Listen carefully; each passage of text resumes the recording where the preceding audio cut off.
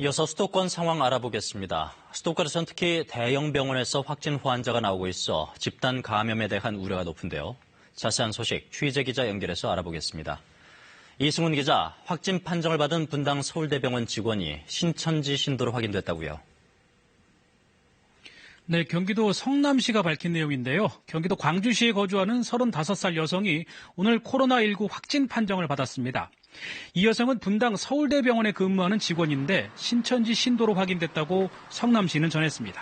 병원 측은 이 여성이 근무했던 통증센터 등 일부 시설을 폐쇄했습니다.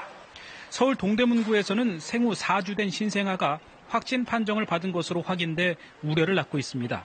또 서울 백병원에 입원 중이던 70대 여성도 확진 판정을 받았는데 이 여성은 확진 판정을 받기 전까지 의료진에게 최근까지 대구에서 거주한 사실을 알리지 않아 논란이 되고 있습니다. 서울시는 이 환자에 대한 민형사상 대응을 검토하고 있습니다. 오늘 0시 기준으로 서울과 경기, 인천 등 수도권의 코로나19 확진자는 모두 291명입니다. 조금 전에 언급한 대구에 사는 사실을 숨긴 환자가 그 전에 다른 병원에서는 치료를 거부당했다고 진술한 것으로 알려졌는데 방역 당국은 어떤 입장을 내놨습니까?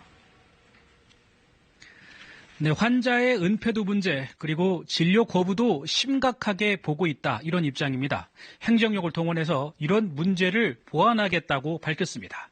중앙재난안전대책본부는 오늘 브리핑을 통해서 대구에서 왔다는 이유로 진료를 거부하거나 필요 이상의 조치를 취하는 것은 명백한 잘못이라며 행정력을 동원해 이를 막겠다고 밝혔습니다.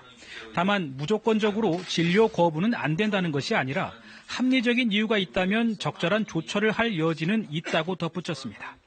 방역당국은 또 고지 의무를 지키지 않는 일부 환자들에 대한 대응 방침도 내놨습니다. 고의로 거짓 진술을 하거나 사실을 은폐한다면 감염 예방법 위반으로 과태료 등의 처벌을 받을 수 있다고 강조했습니다. 이와 함께 역학조사에 응하지 않거나 고의로 조사를 방해하는 행위는 법 개정을 통해 2년 이하의 징역이나 2천만 원 이하의 벌금형에 처할 수 있도록 하겠다고 밝혔습니다. 지금까지 코로나19 중앙재난안전대책본부에서 KBS 뉴스 이승훈입니다.